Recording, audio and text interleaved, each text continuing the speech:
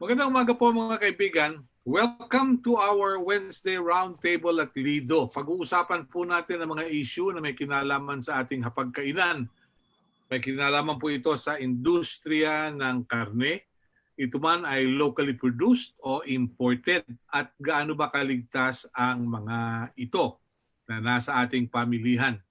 Kasama po natin si Dr. Raildrin Morales, isang veterinary medicine doctor at siya pong Executive Director ng National Meat Inspection Service ng Department of Agriculture. Kasama rin po natin si Engineer Rosendo So, Chairman ng Samahang Industriya ng Agrikultura o SINAG, at si Ginoong Jess Cham, Pangulo ng Meat Importers and Traders Association. Maganda po ang ating pag-uusapan, pero bago tayo magsimula sa ating talakayan, ang pork consumption ayon sa statista.com noong pong 2019 sa Pilipinas, ang mga Pilipino ay kumakain ng average na 14.6 kilos, no? Bawat taon. Patuloy po itong tumataas at makararating ito sa 15 kilograms by next year. Ayon din po mga kaibigan sa pagsusuri, ang beef consumption natin sa Pilipinas in 2020 ay umabot sa 3 kilo at 130 gramo per person at inaasahan itong makararating sa 3.19 kilograms by 2023. Gaano karami ang manok, karning manok o itik o pato na kinakain natin? Ang poultry consumption sa Pilipinas ay 13.7 kilos per person at inaasahang aabot ito sa 14.6 kilograms by 2023. Ayon din yan sa statista.com. Kung isda ang pag-uusapan, ayon sa CIFDEC noong 2017, ang consumption natin with a population that time of 103 million ay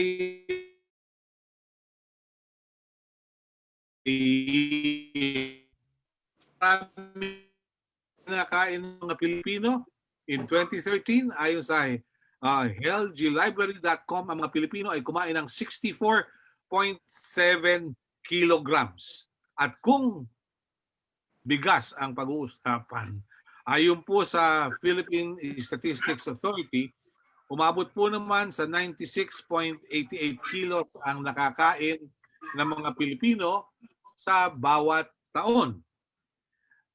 Magandang pag-usapan ito sapagkat patuloy na lumalaki ang ating populasyon at patuloy na dumarami ang kabataan at tumataas ang consumption. Ang tanong, kakayanin ba ng locally produced farm products ang ating demand? Kung karne ang pag-uusapan, do we rely on imported meat o locally produced? Anong problema? Alam po ninyo, doon sa isang palabas sa telebisyon noong araw, natatandaan ko, tagal-tagal na ito doon sa John and Marcia, nabanggit nitong si Dolphy na siyang bida, may rest in peace. Ang mahalaga kumain upang mabuhay at hindi mabuhay upang kumain. Simulan natin ang ating talakayan sa araw na ito. Let's welcome Dr. Morales of the National Meat Inspection Service of the Department of Agriculture. Dr. Morales, welcome to the discussions. We'd like to see you now. Please join us and join the discussions. Dr. Morales? Inaayos pa siguro yung signal niya. Wala pa si Dr. Morales. Let's hear from Engineer Rosendo So mula sa SINAG. Ano po bang kalagayan ng ating pagsasaka ngayon, ng ating agrikultura? Yeah, Manong Melo, magandang umaga at magandang umaga sa lahat. Of course, so far naman pinipilit pa rin ng ating local producers to produce food for our countries and maski hirap ang industry for this 2020 na sinasabi natin, talagang ano pa rin, ang local producers is trying hard to to produce our local food dito sa ating bansa. Yeah, what seems to be the problem ng ating food producers in the country? Of course, yung alam naman natin yung sa palay is tinamaan tayo ng mga yung unang part yung drought, no? Ibig sabihin kulang sa tubig. Pagdating naman ng harvest time, tinamaan naman ng bagyo, and yung mga early harvest talaga bumagsak ang ani nila. Yung mga iba dun sa area na non-irrigated, yung hinahanap yung ulan lang. From dating average nila is 80 kaban, bumagsak ng 40 kaban. And ito is maano ng mga farmers natin talagang nahirapan sila, no? Yung area naman na irrigated area, at that time nag-ano naman sila ng mga 80 kabans na palay ito, palay, hindi ito bigas pa. Mm-hmm. So yung late part naman nung tinabahan ng bagyo, bumagsak ulit yung ani nila, no, to somewhat 40 to 50 kaban. So yun ang talagang picture na nangyari dun sa rice industry. Dun sa dun sa pork industry naman, dahil dun sa ASF, 70% ng atin producers dito sa Luzon naghinto na, or marami kasing tinamaan. Kasi ang binabayad ng DA is around 420 heads, no? So kunyari yung isang farm tinamaan ng 100 heads, ang pondo lang ng DA is 20 heads sa mga backyard raiser. So ibig sabihin nun, yung 80 heads, hindi binabayaran yon. So ngayon, I don't think na gusto nilang bumalik sa mag-aalaga dahil nakita natin na walang assurance, no? And yung ASF tuloy-tuloy na pumapasok sa mga barangay in spite of yung atin mga farm na lumalabas sa farm pinapatest, no? Pero yung dumadating kasi na frozen meat na sinasabi natin, up to now wala pang testing ang ginagawa, no? Sinubukan ni Dr. Morales na pumunta yung mga cold storage nung late I think last year, mga June, July, nag-usap kami, no? Sabi niya nahirapan sila dahil doon sa second border is owned by mga consignee na.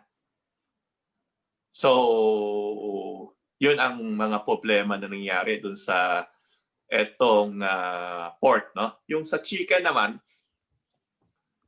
we are asking the government to slow down yung importation between June, July, August dahil flooded malaki yung production ng chicken dito sa ating bansa. So bumagsak ito ng 40 to 50 pesos instead of 80. So nag-decide ang industry noong October to cut down their local production, and so nangyari dahil ang based on record, ang ini-import lang natin around 10% of the total production, no? Okay. Dahil yung cold storage naman, siyempre ang laman ng cold storage, may karne yan, may chicken yan, may beef yan, and other, no? So yung maski ang importer gusto magpasok ng mas marami, yung cold storage, yun lang ang capacity. So, Okay. wala rin hindi rin makapasok. So, ang sinasabi natin, yung local production ng chicken nag-cut down. Okay. Nag-cut down nung bandang October. October to December. Kaya kung makita natin talagang nag-shoot up din yung presyo. Yung sa ano naman sa vegetable, tinamaan ng bagyo talaga, no? Tinamaan ng bagyo nung later part kaya nag-spike yung presyo ng mataas, no? Tinamaan yung Mindoro area, yung Pangasinan medyo hindi ganun tinamaan. Kaya yung sili umabot ng 1,000 no? Yung mga presyo ng talong tumaas. Pero yung northern part, kumita yung mga farmers, no? Yung hindi tinamaan. Ito ang katotohanan. Okay. Pero yung southern part ng Luzon, talagang naubusan ng tanim ng etong gulay. Mm-hmm. So, ang tingin namin yung gulay by February siguro, baka pwede mag-normalize. Yung mga nagtanim ng December, nag-replant ng etong January. So, mga 60 days, 45 days to 60 days, ano rin yan. Yung sa chicken naman, ang tingin namin bababa yung presyo, no? Dahil yung demand medyo mahina talaga Aha. Okay. Yung sa port, maski mahina yung demand dahil nawala yung malaking stocks. So, hindi namin makitang mabilis bumaba yung presyo. Dahil makita mo, maski kulang yung stocks ng baboy, no? Hindi talaga bumaba tumataas talaga Ibig sabihin yung kinakal na baboy mas malaki dinidispose kaysa yung consumption na kailangan, no? Ibig sabihin malaki pa rin yung yung nawawala na baboy compare dun sa nabibili.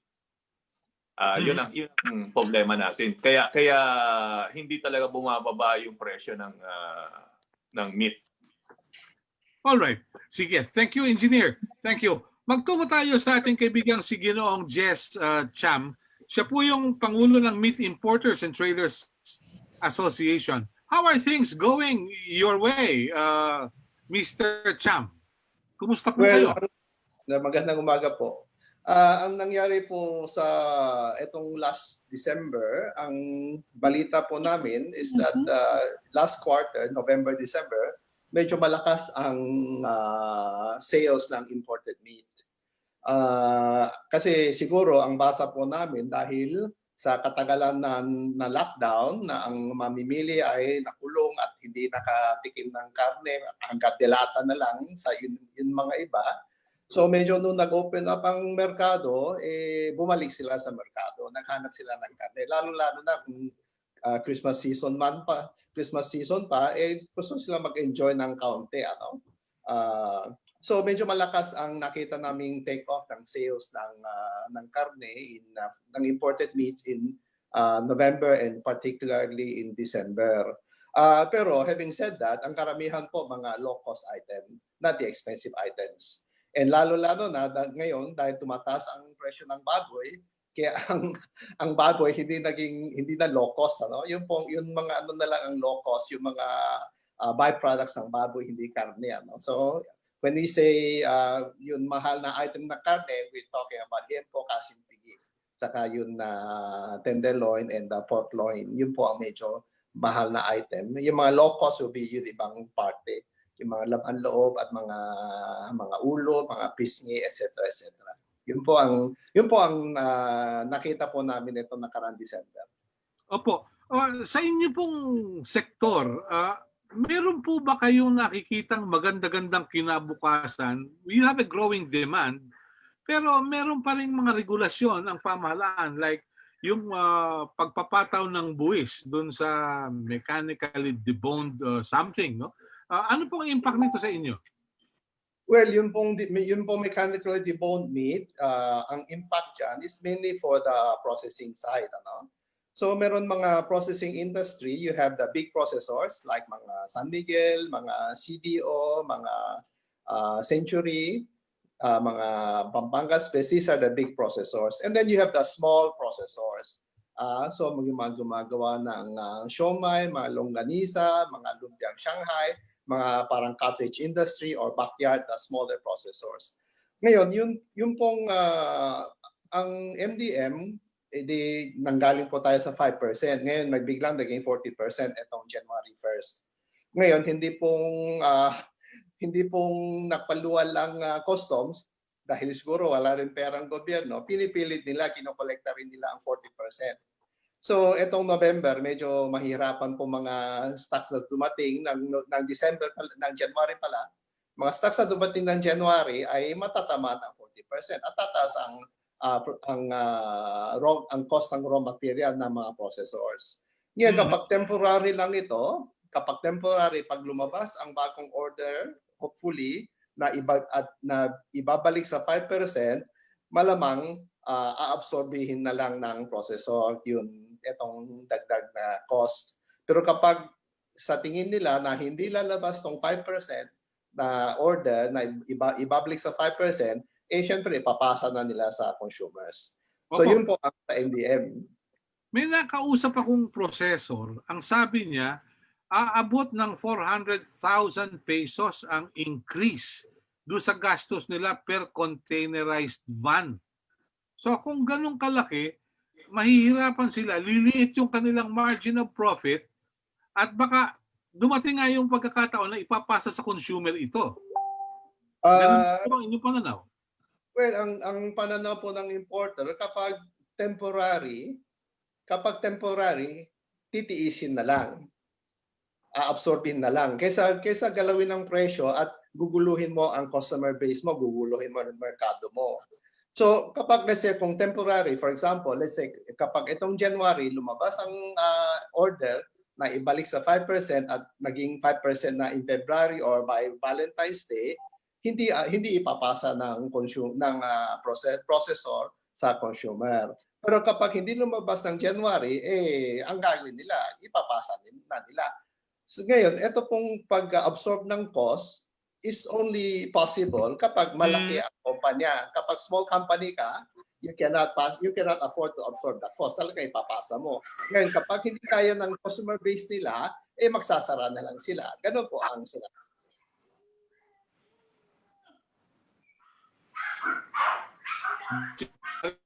We're joined by Dr. Ray Morales of the National Meat Inspection Service. Magandang Good morning po, sir. Sir Melo. Yes. What have you been doing lately? Opo. What have you been doing lately? Sir, pasensya na po at medyo na-late. Sir Jess, Sir Rosantos. Good morning. Sir, good morning po. Yes, sir. I just came from a meeting po na we're trying to actually ascertain yung ating industry losses because of ASF. Later on, we will have a stakeholder consultation with regards po dito para maipeg natin yung more realistic po talaga na losses natin. So, ito po yung ating minomonitor ngayon at saka po yung, of course, the rising prices of pork. Would you say that local producers would still find hog raising viable, considering all the challenges today? Sir, actually po sa ngayon with the price of pork at saka yung farm gate prices ng ating hogs, we can say para pong ito yung ang pig is gold sa nangyayari ngayon. At any rate po, it is our intention in the government to try and see to it that the hog industry is reinvigorated or our farmers' stocks are repopulated, no? Of course, with caution because of ASF. So I have seen that our Undersecretary for Livestock, William Medrano, has already joined. May Yeah. program po ang livestock program ng DA on infusing new stocks po with regards to hog population. Yeah. We'd like to welcome Undersecretary Medrano. Thank you for joining us in our discussions today. Being the Undersecretary for Livestock, ano po ang sitwasyon natin ngayon? Well, alam naman po natin na because of the ASF that is still lingering, nagkaroon na po ng impact ito sa supply natin, especially in Luzon. Okay? But we all know that sa Mindanao naman po ay meron silang surplus. At ang ginagawa po ng Department of Agriculture is we are facilitating the movement, the bringing in of that surplus to supply Luzon, especially Metro Manila. So yun po ang reality. Medyo kulang na po yung supply natin dito sa Luzon. At ang mga programa po natin is of course yung immediate is yung movement of surplus hog from Mindanao, and then magkaroon na rin po tayo ng calibrated repopulation dito sa Luzon with all the support from the Department of Agriculture and even the private industry. May mga private mga commercial farms na po na nag-umpisa ng kanilang repopulation. At we hope na this year, magkaroon na tayo ng additional supply. Opo. Mr. Undersecretary, at any given time, how many hogs are being raised in the country? Meron po kaya tayong impormasyon? Well, ang base po sa doon sa Philippine Statistics Authority, yung kanilang official data is nasa 12.7 million pa yung inventory, but meron na silang dineclare na nagkaroon na ng losses of about 1 million. So nasa 11 million na lang. Pero kinakausap din natin po ang industry, swine industry, at ang kanilang inventory ay of course, nag-start sila ng 14 million, pero ngayon meron na ring losses due to ASF and downsensing na 5 million. So nasa 11 mga nasa nasa 9 million. So, yun pinag-usapan namin to reconcile itong mga datos from the industry and from PSA. I'm just as interested as everybody else. For every piggery na magsasara, ilang tao mawawala ng trabaho? Pasensya na po at wala po kaming data tungkol dyan sa ngayon. Okay. Iwan po muna natin yung issue na yon. Binanggit po kasi si Engineer Rosendo So na 20 heads lamang ang nako-compensate ng pamahalaan. Kaya yung iba, parang ayaw nang mag-alaga ng baboy. Gaano po katotoo ito? Ang base sa national guidelines naman po tungkol sa indemnification, ang allowed po na mababayaran ng 5,000 per head. Kung yung backyard racers ay voluntarily na isurrender nila yung baboy for culling at ihuhukay ng gobyerno, sila po ay entitled ng 5,000 per head. So kung ang definition natin ng backyard racers ay hanggang 20 na ulo lang po. So ibig sabihin, yung 20 times 5, they are only entitled to receive hanggang 100,000. Okay. So, Indemnification. sa indemnification. Yeah. Okay. Engineer So, your reaction please. Yes, please. Paki-unmute lang po. Yeah. Yes. Oh. Bali from the start naman alam naman ni Yusek and Yusek Medrano, morning, no? And Morning. of course si Edrin from the start may ginawa na meeting sa CMT, no, yung group na private and Department of Agriculture. Ang talagang lumalabas kasi 20 heads lang, no, kung may ang backyard kasi natin dito sa ating bansa, dapat yung sow level ang tingnan kasi yung mga backyard may 10 baboy na inahin, may 20 na inahin. So kung yung inahin na 20, kung may 10 biik sa isang inahin, no? So 100 heads na 'yon. 'Yun ang sinasabi natin. Pero ang inano kasi ng DA is 20 heads lang. So ibig sabihin, kung may 100 heads ka, 20 heads lang ang babayaran talaga. Yun naman, alam naman ng lahat 'yun eh. So ito is talagang ganun nangyari doon sa mga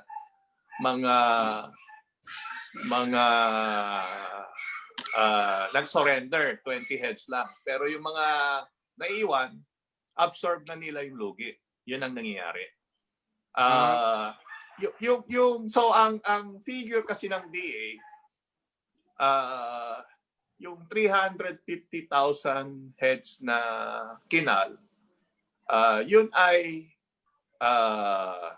dahil dun sa 1 billion pesos na budget nila, no? And so yun lang ang binayaran. Pero outside doon yung mga namatay hindi kasama doon. Kaya ang sinasabi namin na figure, malaki yung wala doon sa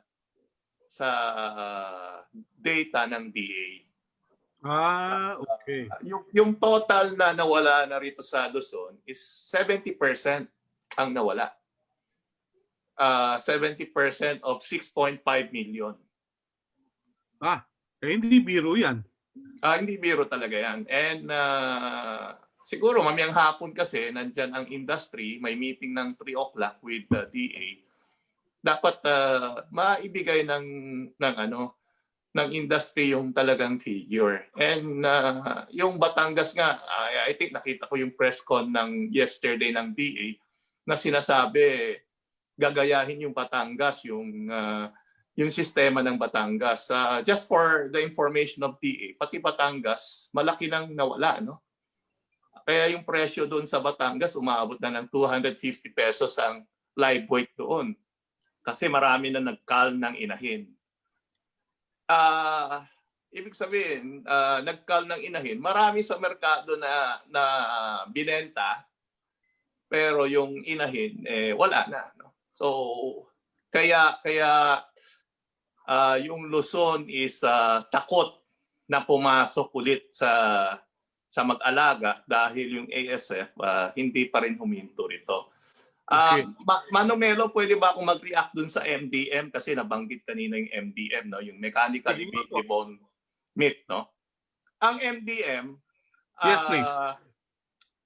ito kasi binargain ito dati sa WTO yung rice, yung quantitative restriction ng rice.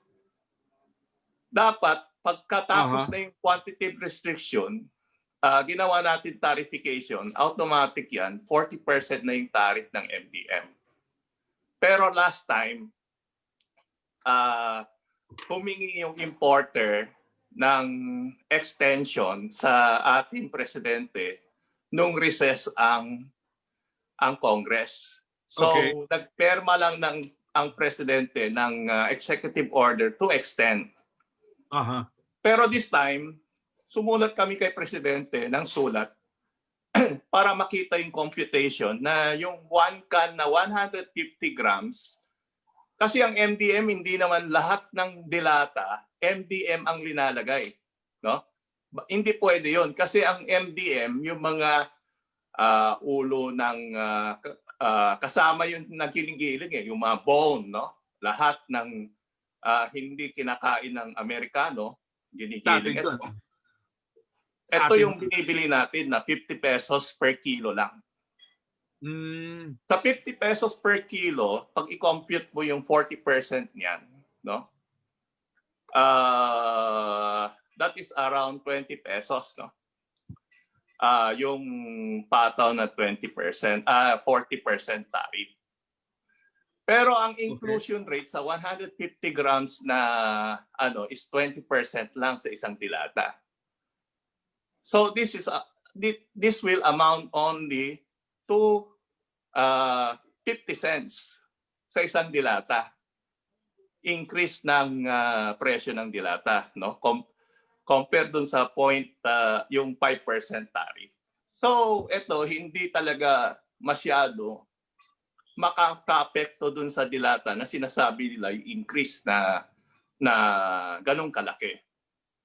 So yun ang explanation natin kay Presidente. Okay. So, para at least ma-wake ni Presidente kung ano ang tama, no? Ito ba? Kasi kung makokolekta natin itong 40% tariff na ito na nasa batas natin, kung hindi na permahan ni Presidente yung executive order, automatic yan, 40% yan. And ang makokolekta natin is additional 5.4 bilyones. Ang hinihingi ng mga agricultural sector ngayon, itong makokolekta na 5.4 bilyones, ibili ng COVID vaccine ng ating presidente, gumawa siya ng executive order na itong makokolekta na 5.4 bilyones, ibigay dun sa 11 million na agri-workers. Ano ba itong mga agri-workers? Yung mga fishermen, na hindi naman ng COVID yan, makabili, no? Itong mga farmers natin na nagtatanim, no? Mga nagtatanim ng gulay, mga nag-aalaga ng baboy, itong 11 million working force. At least may budget na tayo for that. Okay. And ito, MDM, dahil ini-import talaga, and lahat naman kumakain ng canned goods, for example, talagang ipapasok ito. So, additional revenue yan sa ating government. Alright. Sige. Mabuti, nabanggit niyo yan. Ano ang impact nito, Mr. Jess Cham, sa inyo? Yes, please. We'd like to see you on video. Yes, please. Anong impact nitong... I'm back. Sorry. Yes. I lost you. What was the question? Hello? What is the question? Ano impact sa inyo nitong 40% kung hindi aalisin? Well, you know... anong impact sa inyo ng mga importers? Well, okay. Well, first of all, you know, my association mainly is for meat, ano? Now, this MDM is mainly product, raw material of the processors. So they are in the better position to answer your question. Pero but we have some members who are also dealing in MDM and who are also small processors. Ngayon, tama po ang sinabi niyo kanina, Mang Melo, that what you heard, that the 40% import duty will talagang increase the import duty per container by up to 500,000 pesos. Ngayon, ito pong sinasabi ni Mang Sendong na 50 centavos lang, ano? Ang pasa, no? Alam po natin ang isang delata na abot kaya ng karamihan ng mamimili ay mga 20 pesos, 30 pesos per tin. Ngayon po, if you say a 50 centavo increase, that's 1%, 2%. Alam naman po natin that we are looking at the economic managers are looking at the inflation rate, ano?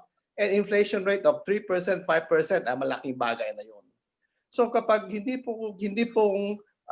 kapag ma-avoid, if you can prevent any such price rises in the cost of meat, in the cost of your food basket, talagang you should try to not to allow inflation to come up in the food basket. Okay. Mabuti po at nagkakaliwanagan tayo. So, processors ang tatamaan dito. Pero doon po sa kalidad ng karning pumapasok, Dr. Morales, how safe are these products? How successful are you in inspecting all this? Sir, ganito po yan. Yung pong pagpapasok natin ng mga karne ay may sabihin po nating tatlong layer po ng protection na inilalaan ng gobyerno or ginagawa, mekanismo po ng gobyerno yan. So una po dito yung tinatawag nating accreditation ng ating sources. Ito po yung pre-border inspection. So ibig pong sabihin, i-identify natin kung anong bansa manggagaling yung karne at yun pong mga planta kung saan nanggagaling yung karne. Kasama po yung ano ba yung programa ng gobyerno doon sa mga sakit na iniiwasan natin. Tinitingnan po natin yan. Kaya po halimbawa sa isang bansa, kapag ka po na-identify itong bansa na to, pupunta po ang team ng Bureau of Animal Industry at ng National Meat Inspection Service. May tinatawag po tayong inspection mission. Pupunta po yun, yung BAI, evaluate niya yung programa para dun sa mga transboundary animal diseases o yung mga nakakahawang sakit at kung meron ba sila nito o wala sila nito. At si NMIS naman po, i-evaluate natin yung planta, yung procedure nila sa meat safety. Ngayon po, kapag ka po maayos yung lahat, ina-accredit po natin tong country na to at yung mga planta. So that's the first level of protection na meron tayo, yung pre-border na tinatawag natin. Ngayon, every time po na mag-inspect na magpapadating yung mga importer natin, kagaya sila Mr. Jessica, every time po na magpapadating sila ng produktong karne dito, ito po ay ini-inspect sa border doon po sa ating ports of entry. Kaya lamang po hindi natin nagagawa pa yung 100% inspection at dito nga tumutulong sila Engineer Sandoso na they're pushing for the establishment of ASEA na ginagawa na po ng gobyerno ngayon. So ngayon po, meron tayong inspection sa port of entry at meron pa po tayong second border inspection doon naman po sa mga cold storage warehouses. So halimbawa po si Mr. Jescham, meron po silang mga, kapag nag-apply po sila sa importer, meron po silang isinasubmit na listahan ng cold storage kung saan nila idadala yung kanilang karne na i-import pag magpadating sila. Kasama po yan doon sa import permit na nire-request nila. So pag dumating po sa port, na-clear sa port, alam natin kung saan dadalhin ni Mr. Jescham yung kanyang karne na in-import. At meron po tayong system of notification between BAI and NMIS. So pag dumating na po, kinlear ni BAI quarantine, alam ni NMIS saan susundan yung karne at doon na po nagkakaroon ng 100% inspection. Meaning to say, pag ibinaba po sa container van yung mga karne, na-inspect po ito ng NMIS 100%. Tinitingnan natin, nire-requisa natin kung tama yung nakasaad dun sa mga papeles ng importation. So ito po yung 3 layers po natin ng importations. Opo. Mabuti po binanggit ninyo, kaya lang medyo nangangamba ako dahil kung yung shabu nga nakakapasok, baka meron din smuggled na nakakapasok na hindi nakikita ng customs to the detriment of local hog raisers or yung mga nasa industriya ng paghahayupan. At baka pati yung importers malusutan ng walang kalidad na klase ng karne. Yun po ang aking pangamba. Sir, hindi naman po natin sinasabi na 100%. Ito pong sinasabi natin na to, yung dinescribe po natin sa inyo na sistema, ito po ay yun sa mga legitimate importers. Of course, there are always those who would want to get ahead of the flock through means na hindi naman katanggap-panggap. So yung smuggling nga po. So this smuggling, it happens. Ayun po, ang masasabi ko lang po na kumbaga positive sa atin dito ay dahil nga po may tao tayo sa cold storage at ito po kahit kasi smuggled na karne ito po ay kailangan pa rin ito ng cold storage. Ano po? So may mga ibang cold storage po tayo na nabibisita at may nakikita tayo dyan ng mga produkto na hindi dapat andid yan. So ang sabi nga po natin, ito po yung mga visitorial powers ni NMIS. So nakikita po natin to at atin ang mga ginagawa ng aksyon kapag may mga natatagpuan tayong ganito. Yeah. Lalo na po doon sa Sir Kwan, lalo na po doon sa tinatawag nating meat products. Kasi po yung po mga meat products under na po kasi ito ng FDA, Food and Drugs Administration. Basta kasi luto na po or na-process na sa kanila na yan eh. Nonetheless, kapag po may nakita si NMIS na ganito sa cold storage, kahit na yan ay kay FDA, kinukuha po natin yan. Meron naman po tayong kaukulang memorandum of agreement kay FDA empowering us to act on their behalf pagka may mga ganitong bagay po. Okay. Salamat po. We'd like to open the floor to our colleagues from the media who may have questions. Pero siguro po para kay Undersecretary Medrano, he's representing our good friend Secretary Willie Dar. Would you say that there is enough government support for people in the industry at the moment?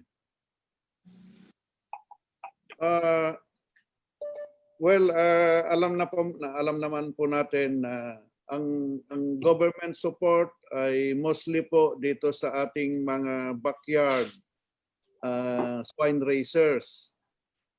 But ang malaking naitutulong po natin sa mga commercial ay siyempre yung mga policy initiatives.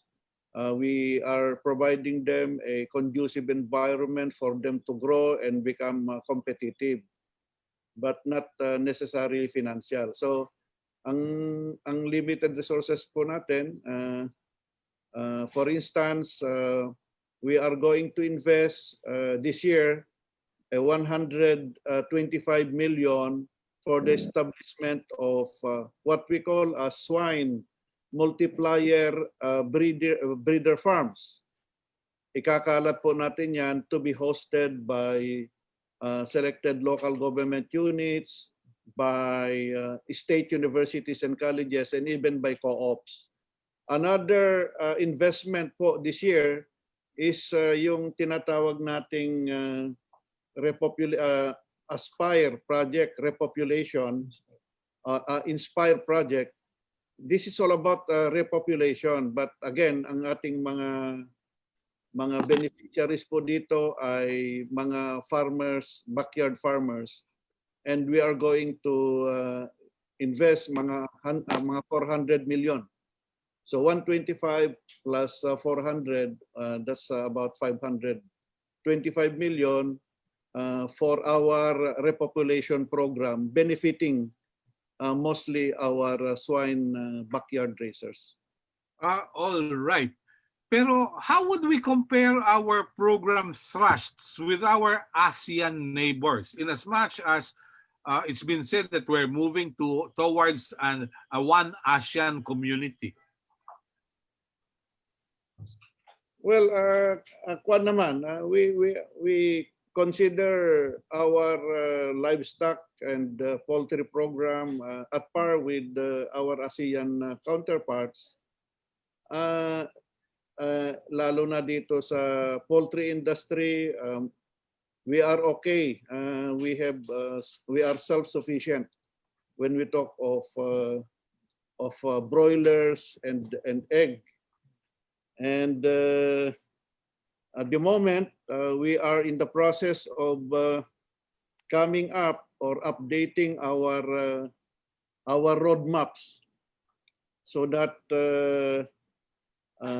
in our roadmaps for poultry and swine ay dapat magiging competitive ang industry natin dito sa ating bansa. Okay. We are trying our best to also provide under our repopulation program yung feed subsidy sa mga backyard racers natin so that huwag na silang gagamit ng swill feeding. Kasi itong swill feeding po, ito one of the major causes of the spread ng ASF, African Swine Fever. At ngayon, itong repopulation protocol po natin, we are linking our backyard racers. If they are going to be clustered, magsama-sama sila, we will be linking with them to the feed millers so that they will also be provided a cheaper feeds. At kausap na natin some of the feed millers at okay naman sila. They are also willing to support the repopulation program. Yeah, I do recall, this may have been a couple of decades ago. There was a time in Bicol na ang problema ng alagang hayop ay hemorrhagic septicemia. Tapos meron ka pang foot and mouth disease. Pero ngayon yata yung foot and mouth sa politiko na lang. Ano po ba yung mga karamdaman ng ating mga alagang hayop, Mr. Undersecretary? At ganun din kay Dr. Morales. Si Doc Morales, I think meron siyang magandang sagot po diyan. Sige po. Thank you po, Yusek. Technically po, yung mga sakit na meron tayo rito ay meron tayong tinatawag na diseases of farm concern. At saka yung pong yung mga usual na disease na na-address naman po natin. So halimbawa po sa pagbababoyan, andyan po yung classical swine fever or yung hog cholera. May mga usual po tayo na ganyan, pero may mga bakuna po kasi yan eh. Yung PRRS, ang pseudorabies, sa manok naman po andyan ang Newcastle disease, andyan ang egg drop syndrome. Marami pong mga disease challenges na meron tayo sa mga farms. Alam po ni Mr. Santos yan. At dyan po halos na malaki ang nagiging costing ng mga farmers natin doon sa pagbabakuna. So ganun din po, marami mga bacterial pathogens na present sa farm. So ito po ay may mga bakuna naman at may mga available na mga therapeutic drugs na pang-address. Though it entails cost. Binabantayan po natin yung halimbawa po yung foot and mouth disease na eradicate na po natin yan. Ito po yung mga high impact diseases kasi. Transboundary high impact diseases, it knows no boundaries po, FMD. Ito rin po yung mga trade barriers na tinatawag natin na pag meron ka nitong sakit na to, hindi ka po pwedeng makipag-trade. Diyan din po yung bird flu, kaya ingat na ingat po tayo sa bird flu. Lalo na po ito ang ating tinatawag na scourge ngayon na itong African swine fever.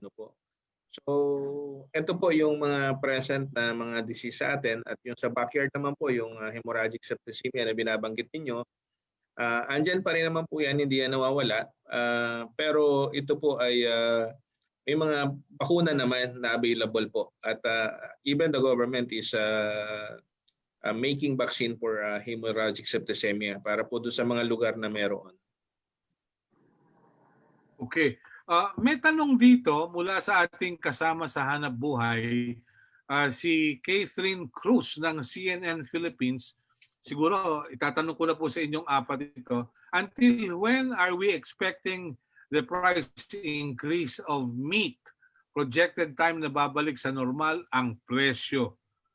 Siguro sa sinag muna, Engineer Casendong. Please. Yeah. Ang Pilipinas is 65% composed of backyard industry, no? Ang mga big farm is 35% lang.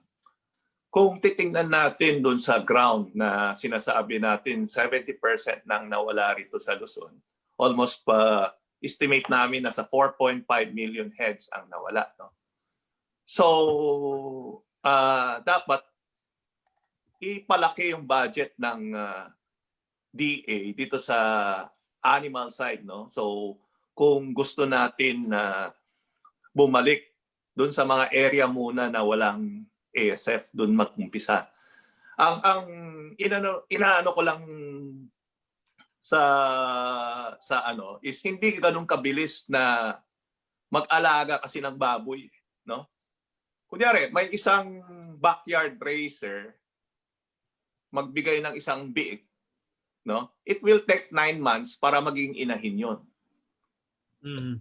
Yung inahin na 'yon, i-breed mo, it takes around 4 months 'yan, no? To 5 months kasi may i-breed mo 'yun para manganganak 'yun, no? So yung time na 'yon, kung makikita mo 9 months plus 5 months, 14 months na 'yon. Tapos yung anak, another 6 months 'yan para mabebenta. So Okay. hindi ganun kabilis, no, na sinasabi in 6 months time makakaano na tayo. Ang pondo lang ng DA is 500 million. Siguro sa 20,000 baka 26,000 heads lang 'yun no. Pero may feed pa silang ibibigay. So mababawasan pa 'yun. Yun ang inaano natin. Dapat ilaki yung budget talaga ng Agriculture. kay Yusek William Medrano para at least talagang significantly makaka-increase dun sa nawala. Yun ang inaano natin. So Okay. kung sinasabi sa ano niya, siyempre yun lang budget niya, wala siyang magawa talaga, no? So wala tayong nakikita na ganung kabilis makaka-recover ang presyo natin. Okay. Dahil ang Mindanao, ang estimate namin, ang nawala na almost 800,000 to 1 million heads na rin Kausap ko si Governor Kagas ng ang inaano nila is yung mga governor kasi kung hindi magluwal ng pera para ikal yung mga ASF na affected, hindi iso-surrender ng mga backyard racer yan. Kasi gusto ng mga backyard racer, cash kaagad Ibig sabihin, kaliwaan yung pera. Kung hindi ganun kabilis. Yun ang sinabi sa akin, no? So sabi nga ni Governor Bautista, Claudio Bautista sa akin, doon sa nangyari sa kanya, nagpaluwal ang probinsya ng pondo. Kaya marami nag-surrender. Pero yung mga kapitbahay niyang probinsya doon sa Mindanao, walang budget yung mga governor for that. So, yung surrendering, wala talaga magso-surrender. Kasi nung una, hindi sila nagluwal ng pera, sabi niya. Nako, lahat wala daw baboy na tinago pa sa bundok, inano pa. So, ang sinasabi nila is kailangan kita ng mga farmers cash agad. Yun ang problema natin, no? So, yung presyo, pagka sabihin yun ang problema. magno-normalize, wala akong nakitang magno-normalize yung presyo. Okay. Okay, Sir Melo. Yes, please. Yusek. We would like to commend si Kasendong Apo Rosendo So for his very good analysis. And well, on the part of government, palagi nating sinasabi, this is a whole of nation approach.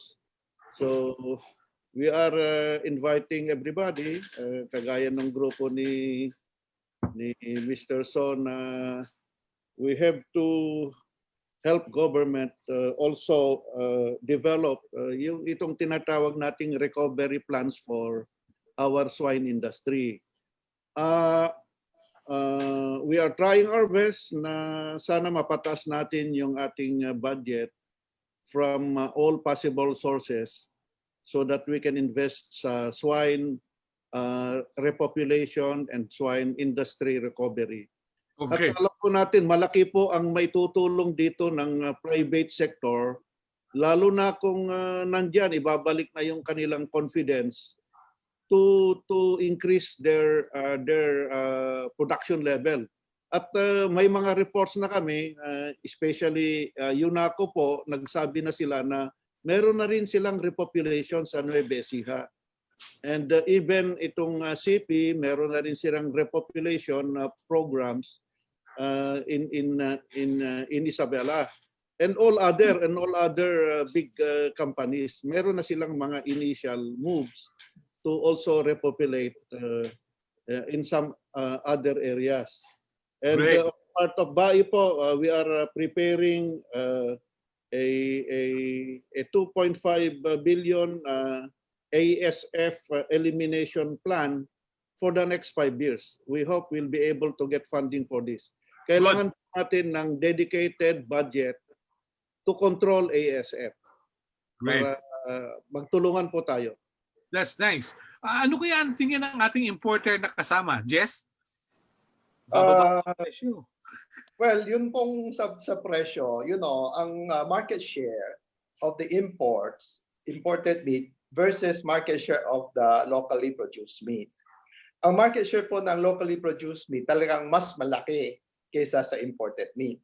So you're talking like maybe 80% is local and then 20% is imported. So based on the law of supply and demand, and by natural as a natural law, natural rule, the price of imported meat will follow the price of the local meat. This is the pig wagging its tail or the chicken wagging its tail. The tail will follow the body. Kasi yun po ang mayorya. So hanggat hindi bumababa ang presyo ng local, ang mga imported ay sasabay or didikit sila sa presyo ng domestic. Yun po talaga ang senaryo ng merkado. All right. Mabuti po nililiwanag ninyo. Pero I'd like to ask the good Undersecretary, you mentioned 2.5 billion pesos for ASF control for the next 5 years. But I have not heard from you a proposal to increase the budget for research. Bakit po wala yata tayong binabanggit sa research? Dahil yung isang babae galit sa research? Baliw na baliw daw tayo sa research? Hindi naman po. Meron tayong mga nakalaan na mga budget for research. At yan ay in-implement po ng ating Bureau of Agricultural Research or BAR. Okay. And in fact, part of the stimulus package, nag-allocate po si Secretary Dar ng 234 million for the establishment ng Center for Transboundary Animal Disease. Kasama po ito dito sa ang ISF. And this is going to be a modern, sophisticated research center. At unang gagawin natin is itong tungkol sa ISF. And this will be hosted by Central Luzon State University. And magkaroon sila ng network ng state universities and colleges na mayroong College of Veterinary Medicine. So ito po ay na-release na sa CLSU at mag-umpisa na po ito. So definitely this is a research facility na uunahin po nila ang research tungkol sa ASF control and prevention. Ay, good. So thank you for the assurance. We have a question from Jessica Marceliana of Legazpi City. Bakit daw po mataas ang presyo sa palengke pero binabarat naman yung mga nag-aalaga ng baboy? I guess this applies to almost everything. Mababa sa farm gate pero mataas sa palengke. Doc Morales and Yusek Medrano, would you care to share your views about this? Sir, if I may, actually po, yan po yung matagal na nating tinitignan. Actually, nung nagkaroon din po nung pandemic, bumagsak din yung presyo nung manok. Almost 40 to a kilo ang naging farm gate price ng broiler. Pero pagdating sa palengke, hindi naman nagbago yung retail price. So, ang nagiging sistema po kasi dito, hindi po natin masaklawan ito, hindi natin maikahon sapagkat market forces are at play. Yeah. market forces are at play here. So halimbawa po ngayon sa baboy, sabihin po natin na ang isang lugar ay nasa 130 lang ang prevailing market prices, pero dahil wala nga mabiling baboy ang mga traders, dinadrive nila yung prices pataas to their benefits po eh. Pero nung kasagsagan din naman po nung ASF nung 2019, ayan sila Engineer Rosando. So these traders naman, they are driving, they drove the prices of pork down dahil sasabihin nila may ASF, ganito, ganyan. So nakita po natin bumagsak din ang presyo ng baboy naman nung napakababa nun, na nag-52 a kilo. So may mga kwan po eh, hindi natin maikahon. These are market forces that are at play here. We try to call the attention of the traders. Sasabihin po ng traders, ganito lang po ang patong namin, pero ang nagiging sistema, pag pinatong naman namin sa retailer or doon sa seller, doon man daw po nagkakaroon ng presyo. We even talk with some of the importers na po na bakit pati yung imported meat na supposedly mas mura, pagka lumabas sa merkado mataas na rin yung presyo. Ganon din po ang sasabihin ng ibang importer, 10% lang ang add-on namin dyan sa landed cost. Kaya lang pagka kinuha na ng ibang traders at pumasa-pasa na, they level up naman doon sa mataas sa presyo ng local. So yun sir, market forces are at play here. Yung law of supply and demand, I would say, that actually drive the prices either low or high, depending on what suits the players. Lalo na po yung sa trader, yung mga middleman. Okay. Mukhang mas marami yung middleman. Ano po kaya? Andun ang laro sa middleman eh. Pero hindi mo naman pwedeng i-abolish yun. Ano? Yes sir. Actually po, pag tiningnan po natin yung value chain, kasi po yung middleman, they assume some of the risk din eh, no? Kasi kung titignan naman po natin, kung totally, we're trying po na to sa atin sa DA, nakita po natin yan doon sa pandemic, lalo na doon sa crops, ano po, doon sa mga gulay, nag-provide ng mga bagsakan centers, nag-provide po ng consolidation area ang Department of Agriculture. So mai-consolidate natin yung mga ani ng mga gulay. Ngayon po, tinitingnan po natin paano ba ito may duplicate sa livestock and poultry. But there are a lot of challenges po, no? Kasi yung market nakakalat eh. And traditionally may relationship po ang farmers with traders, at yung pong traders medyo wide yung kanilang reach. Ganun po yung nagiging sistema natin. So as much as we want to na i-limit po yung exposure ng traders, tama po kayo Sir Melo, hindi po natin kayang eliminate yung traders as player. Yeah. Opo. Matanong ko si Yusek Medrano. Yusek, whether we like it or not, meron pa rin nagkakarni ng kalabaw. Yung po bang pagkakarni natin, mas kakaunti kaysa dun sa napoproduce, o mas marami yung kinakarne kaysa dun sa ipinapanganak na bulo, sabi sa Quezon?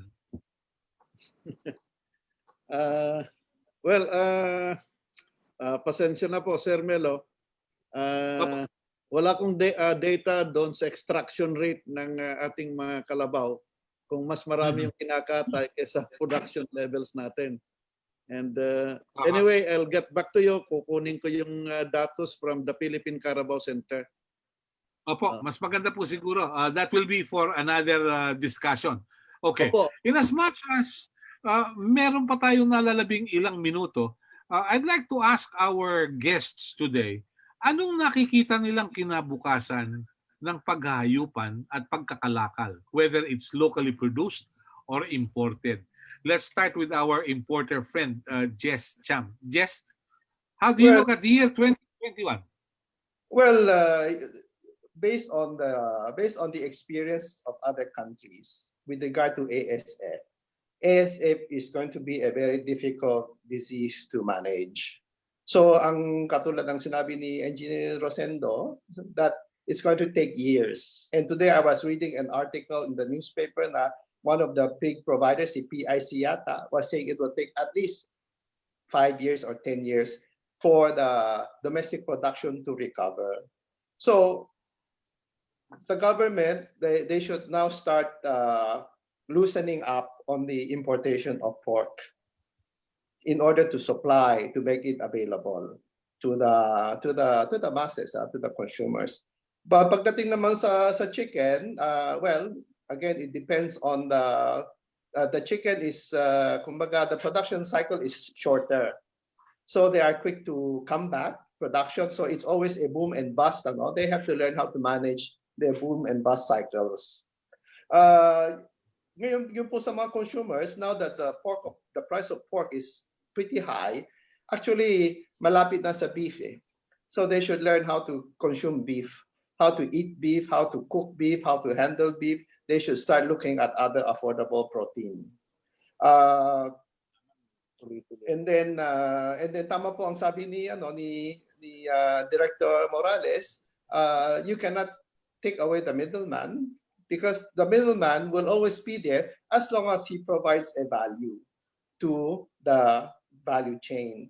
So the producer talks to a middleman because there is a certain value, and and because of that, the middleman stays in business. If the middleman does not provide any value, believe me, tomorrow he is gone. It's that simple. So we have to really follow the law of supply and demand and let the market forces work. Okay, pero may isang controversy, I don't know whether you're affected by this. Yung issue sa Brazil, ano ba yun? Naapektuhan ba kayo dahil there was a ban on products from Brazil? Well, of course, any ban will disturb will disturb the supply chain. So kapag ang supply chain madi-disrupt at yung ibang supply napuputulan, then of course, then they will have to find alternatives, to cover up that shortage. So any bans will be disruptive and will be bad for business, Now, ang along naman namin sa gobyerno is that if there is a ban, as long as it is scientifically justifiable, that it is based on a animal disease, etc., we have no problem with that. We just want government to be more careful and more discerning on when to ban and when not to ban. Okay. Mabuti po at nililiwanag ninyo yan. Engineer Rosendo, please, your thoughts? Yeah. What do you foresee ngayong 2021? So far kasi nung end of 2019 pa lang, sinasabi ko na dapat may alternative port tayo. Sinabi ko dapat magpumasok yung iba sa rabbit industry. Nung una, maraming batikos, pero ngayon kung makita mo doon sa Facebook, maraming nagra-rabbit, na pumasok sa rabbit industry, Yun, isang alternative meat yan, pwedeng pasukan. Yung tupa, yung itong sheep na sinasabi natin, may nag-start na rin dito. I think sa Mindanao, marami na rin sheep dyan. Pero dito sa Luzon, nag-start na rin yung mga ibang nag-aalaga, sa sheep. Nung una kasi sabi na mataas ang presyo kasi ng rabbit, ng sheep and other. Ngayon yung baboy umahabol na ng presyo ng presyong dun sa presyo na yan, And kung dumami yan, automatic yan, bababa yung presyo niyan. So hindi lang naman baboy ang kailangan natin i-concentrate. Yung kagaya ng baka naman lumawak din yung sa nagbabaka, so hindi lang mag-concentrate sa baboy, yun ang inaano natin. Dahil kung walang vaccine talaga mahirap, And I think yung alternative protein source pwede naman mag-alaga yung mga dito sa ating bansa. Sa sinasabi natin yung mga borders natin, bakit gusto natin may testing yung mga dumadating? Dahil nakakatawa kasi kagaya niyan yung chicken wings. Yung China binan yung Belgium. Ang ginawa na lang ng ating bansa is inadapt natin yung binan ng China. Dahil hindi natin sinusuri yung dumadating dito sa ating bansa. Pero kung may pagsusuri yung dumadating dito sa ating bansa, tinetest yan, eto ba may avian influensya, no? At least fair sa lahat. Ibig sabihin, fair sa mga importer at may protection dun sa mga local racer. Okay. Kasi ngayon, yung mga dumadating, hindi natin alam kung may contaminated ba yan ng ASF eh. Kagaya yung nangyari sa Poland, di ba? Yung dinala sa Cebu, buti na lang yung provincial government doon, tinest positive. Kaya nagkaroon ng ban doon sa, I think, Brazil yata yun eh. No? Kasi yung dumaan doon yung baboy, pinarating dito yung meat. Na-check ng city government ng Cebu. So yung mga ganon, dapat talaga yung border natin, yung first border natin, yung dumadating, kailangan isuri yung mga produkto. All right. Yun lang. Thank you. May pahabol. Yung food safety siguro is a very controversial issue. Jess, from your end, your Yes, thoughts on food safety. Yes, well, narinig po natin ang sinasabi ni Kasendong about yung pagtetest ng mga produkto. At if you recall, ang sinabi po ni Director Morales about protocol in importation. First, you determine the country of the origin, and then there is a first border inspection and the second border inspection. Pero ang na-omit po, ang gusto kong idagdag ay ito pong there is an agreement between the countries, ano? So ang Pilipinas nagpadala ng inspector sa, for example, let's say, sige, this is Belgium. Pumunta sila sa Belgium at tiningnan po nila ang mga planta, but hindi lamang ang planta ang tinitingnan nila. Tinitingnan po nila ang Government Inspection Agency in Belgium. And then, under the WTO, they have a principle of equivalency.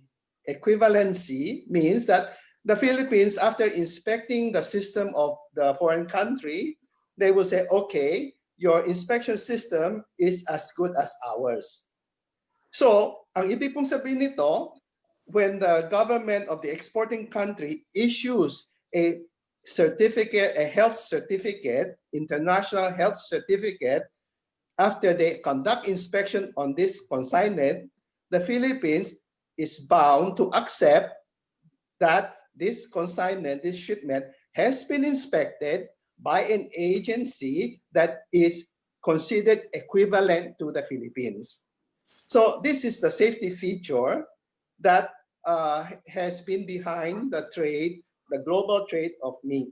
So lahat po ng mga produkto na dumadaan sa atin na mayroon international health certificate, you can be sure they are clean. You can be sure that they are disease-free. Okay. And now, what about the smuggling? Unfortunately, as you mentioned, Camelo, that katulad yan, you see mga Chinese dumplings, you see even Chinese vaccines, ano? So unfortunately, marami pong mga dumadaan sa customs that are undeclared. These are talaga outright smuggled. Pero kapag lahat ng mga importasyon po natin ay dumadaan sa DA, the public can be assured that they are perfectly safe and all are wholesome and fit for human consumption. Thank you. Thank you. Manong Melo, can I say something, no? Totoo yan na kung inaano natin, no, na mag-aasa lang tayo dun sa nagpapadala rito sa ating bansa. Kaya ngayong isang bansa, binan ng atin former Secretary Manny Piñol dahil dun sa Cebu incidents na sinasabi nila galing sa bansa nila, pero it come out na nag-issue yung yung mismong bansa na sinasabi, may pumasok pala dun sa amin at ito pala yung na-ship sa inyo. So kung hindi na-test yung produkto nila, hindi nag-amin yung foreign countries na yon, no? Mhm. So yun ang sinasabi natin. Kaya yung borders natin sa Food Safety Act, nandoon na dapat isuri ang lahat na pumapasok. Kagaya ng China, pag nag-export tayo sa China ng banana, bakit minsan may nare-reject ng China? Dahil sinusuri nila yung mga produkto natin. And yun ang ginagawa ng other countries. Sinusuri talaga, maski sinasabi ng bansa na okay na, bakit na-reject ng China yung galing Belgium?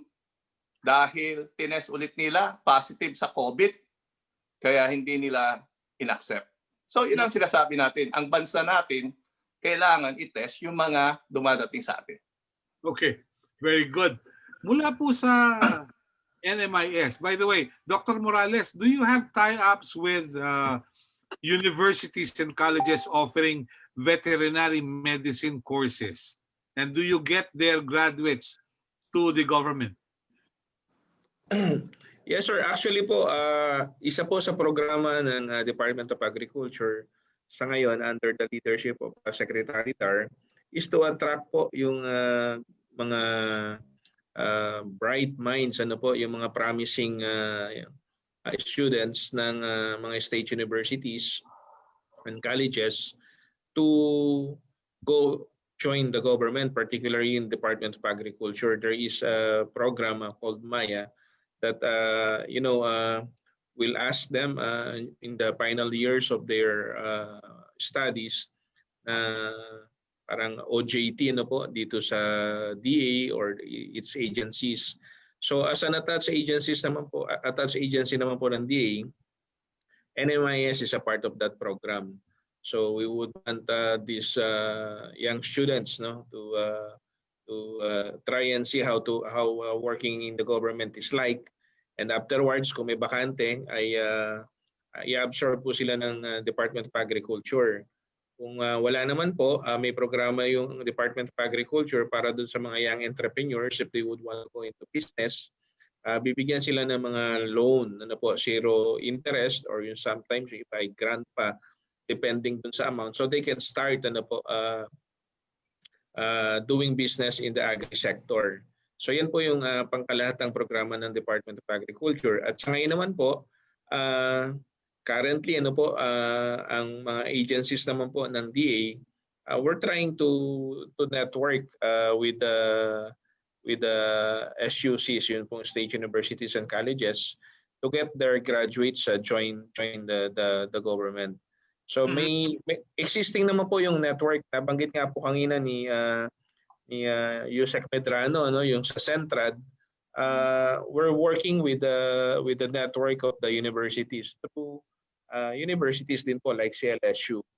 Ganun po yung ating ginagawa sa ngayon. Basically, we're tapping their research ability, kasi po kung titingnan natin ng core competencies ng mga universities, andyan sa research. So parang ginagawa po sa ibang bansa like sa US, yung mga research agenda naman po nila ay yung funding idinadala nila sa mga universities, at yung output o yung outcome ng research, yun naman po yung ginagamit ng mga agencies. Ganon din po yung model na ginagawa natin ngayon dito sa DA. So yun nga po yung binanggit ni Yusek Medrano, 234 million funneled to Centrad and other universities. Tapos kung ano man yung maging outcome nun, yun naman po yung gagamitin natin na ang tawag nga po ni Secretary Darjan ay hindi research and development, kundi research for development. Yung talagang research ay gagamitin talaga to provide developmental outcome. Good. Yes. That's very nice, very encouraging. Siguro po baka sakaling meron kayong makuhang mga kabalikat to probably sponsor researches made by college students sa veterinary medicine to further support yung mga programa ninyo diyan sa NMIS at sa Department of Agriculture. I guess there will be opportunities for that. Yeah, Yes, thank sir. you. If I may mention po, Sir Melo, actually, CLSU po is working now in developing, actually naka-develop na sila. It's in the validation stage na po, and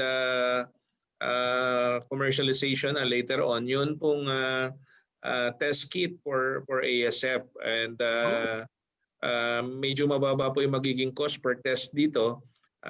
Yusek Medrano through the National Livestock Program already provided some funds para dito. So these are the things these are the kinds of researches and the engagement that we have with the private sector po. Very good, very encouraging.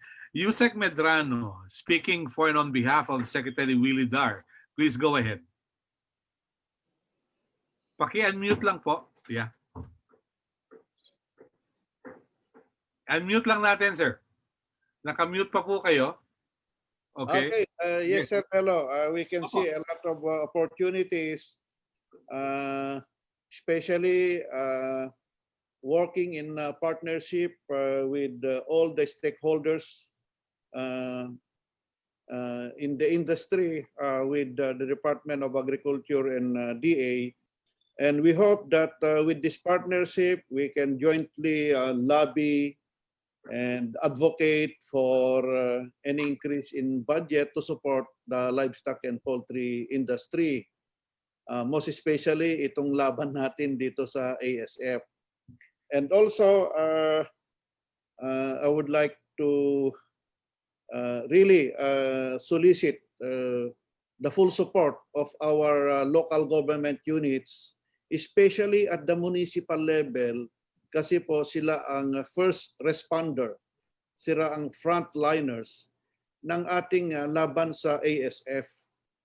At we hope na they will extend their full commitment dito sa Bantay ASF sa barangay, kasi nandun po yung labanan, and the Department of Agriculture will provide the necessary assistance possible.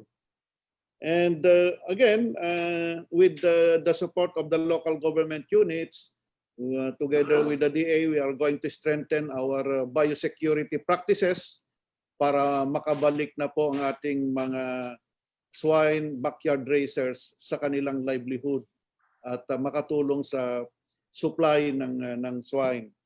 And again, alam naman po natin na medyo matagal pa itong ASF, and I agree with Kasendong that meron naman po tayong alternative protein sources. Ito pong poultry natin ay mabilis mag-supply. So nakikita naman natin na kung kulang ang baboy, ang ating consuming public ay siyempre bumibili ng mga manok. At ang manok ay madali kasi 28 to 30 days nandyan na siya. So ang pag-asa po natin ay manok, sinabi kanina ni Kasendong, possibly itong rabbit, and all other livestock kagaya ng small ruminants and even large animals. So yun po, at we continuously seek the support of everybody. Kasi alam naman po natin, magtulungan tayo as one country to address all these challenges in the industry. Maraming salamat, Camelo.